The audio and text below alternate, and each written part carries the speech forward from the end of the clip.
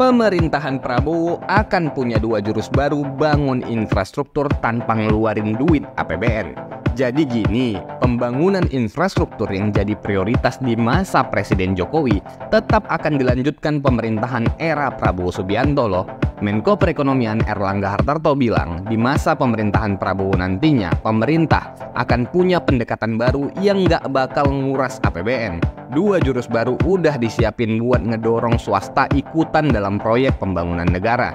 Pemerintah terus mendorong pembangunan infrastruktur dengan meningkatkan efektivitas pembiayaan melalui kebijakan kreatif yang mengurangi beban APBN dan mendorong partisipasi swasta, kata Menteri Koordinator Bidang Perekonomian Erlangga Hartarto dalam pernyataan tertulis Kamis 29 Agustus 2024. Jurus pertama yang diluncurkan adalah hak pengelolaan terbatas atau HPT. Ini semacam kesempatan buat swasta ngelola barang milik negara dan aset BUMN yang nantinya bisa dijadiin modal buat nambah pendanaan infrastruktur.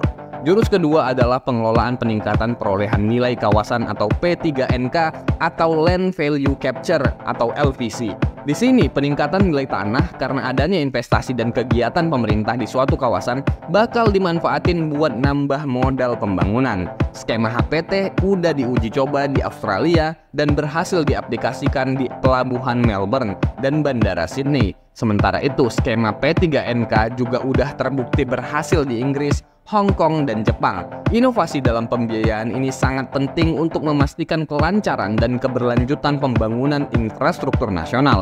Regulasi pembiayaan kreatif dibuat sebagai katalisator untuk menarik investasi swasta yang diperlukan, lanjut Erlangga. Kedepannya, setelah semua aturan pendukung siap, pemerintah bakal ngasih kepastian hukum dan insentif menarik buat para pelaku usaha nih. Harapannya, mereka makin aktif terlibat dalam pembiayaan dan pengelolaan proyek infrastruktur.